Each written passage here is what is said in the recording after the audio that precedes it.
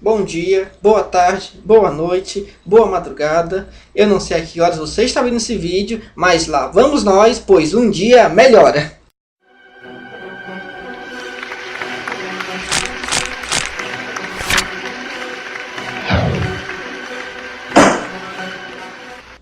Eu sou o Joab, também chamado de Cruzado. E vamos falar sobre o histórico dos quadrinhos. Esse, na verdade, é um vídeo de laboratório. Não sei se vai ter outros depois. Vai depender da recepção do público em geral, claro. Então, vamos começar com uma definição. O que são quadrinhos? Quadrinhos seria uma arte sequencial onde você conta, registra ou retrata uma história por meio de desenhos em sequência. Como diria o próprio Will Eisner, arte sequencial.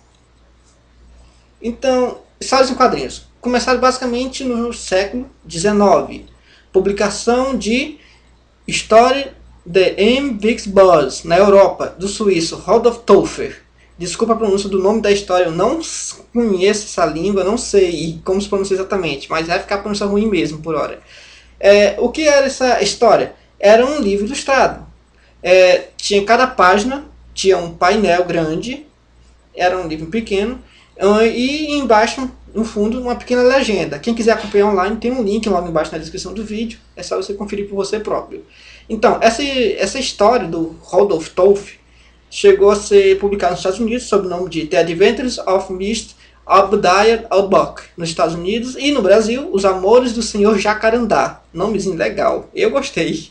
Então, no final do século XIX, já em 1895, houve a publicação em Nova York, dentro de jornais, das tirinhas do Yellow Kid, ou em português, O Garoto Amarelo, de Richard Outcault. Richard Outcault é o nome do rapaz. Então, essa sim foi considerada a primeira história de quadrinhos moderna. Eram historinhas curtas de humor, charges. E foi um sucesso na época, tanto que os jornais estavam brigando pela publicação desse personagem. E logo surgiram outros autores também criando seus personagens, suas histórias de humor, publicando dentro dos jornais da época. Então, foi um sucesso, todo mundo gostava dessa história. E agora, já no início da década de 1900, século XX já, no Brasil, tivemos a publicação dos seus primeiros quadrinhos. Era no formato de charge, eram críticas engraçadinhas da questão política e sociais da época. Um dos pioneiros mais conhecidos na época aqui no Brasil foi o Angelo Agostini. E já voltando para os Estados Unidos, tivemos essas tirinhas que eram publicadas em jornais finalmente sendo publicadas dentro de revistas, os chamados comic books. Por que comic books? Ou em português, livros cômicos, de cômicos. Porque as histórias começaram tratando o quê? Humor. Eram humorísticas, então daí o termo comic, de humor. Então, logo também surgiram as primeiras editoras voltadas só para a publicação desse tipo de coisa e tal, e foi crescendo e crescendo, e as revistas foram ficando mais parecidas com o que conhecemos atualmente. A maioria das histórias logo começou a passar a tratar de ficção científica, de fantasia, algumas histórias policiais, de detetive, e foram chamadas de Pulp Fiction. Era muito grande o rodízio de personagens na época, entre cada edição. Cada edição que você comprava era um personagem diferente e tudo. Só aqueles mais famosos que se destacavam, que voltavam em outras histórias depois. Não havia uma sequência. Eram edições únicas, geralmente, histórias fechadas. Um dos personagens que acabaram se destacando bem na época era o Sombra, Dr. Savage, o Aranha, John Carter, que recentemente teve um filme dele, alguns anos atrás, Kazar, Zorro, Conan, Black Bat, que pode ser chamado no Brasil de Morcego Negro, Flash Gordon, Dick Tracy e alguns outros que até hoje em dia nos Estados Unidos a Dynamite está republicando alguns deles em histórias mesmo. No Brasil já chegou algum encadernado dessa nova leva de história, como por exemplo o Sombra e o Aranha. Quem puder ver, acompanhar as modernas, as versões da Dynamite, seria uma boa. Então, naquela época, é um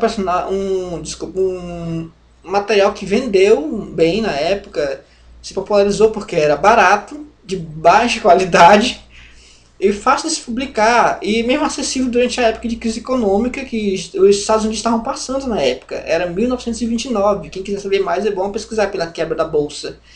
Então, finalmente chegamos ao ano de 1938, onde aconteceu algo que revolucionou a indústria dos quadrinhos na época, até então. Jerry Siegel e Joe Shuster tiveram a ideia de um novo personagem. Um personagem que era realmente poderoso, que nunca tinha sido visto algo como ele até o momento. Um personagem tão forte como esse que eles criaram. O Superman. Então ele destacava um pouco do gênero, porque não era um personagem com habilidades no ápice do humano, com habilidades que passavam um pouco da capacidade humana. Ele superava muito qualquer ser humano. Era mais rápido do que uma bala, mais forte do que uma locomotiva, capaz de saltar prédios com um único salto. Esse era o Superman na época. Ele era bem diferente da versão que a gente conhece hoje, mas foi com ele que começou.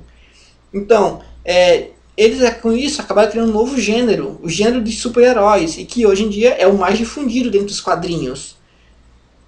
Então, essa revista na época teve um cunho social enorme, foi algo novo, inspirador, incrível para aquela época. Ninguém nunca tinha visto um herói com esses moldes que eles criaram dentro dos quadrinhos. Então, depois de que vieram surgindo outros super-heróis, a indústria passou pelos seus bons e maus momentos, passando por suas melhorias, derrapadas, pagando mico muitas vezes, mas sempre nos proporcionando a alegria, as tristezas e nossa linda relação de amor e ódio com nossos queridos personagens. Espero que não tenha me alongado muito no vídeo, que tenham gostado e a gente se vê por aí.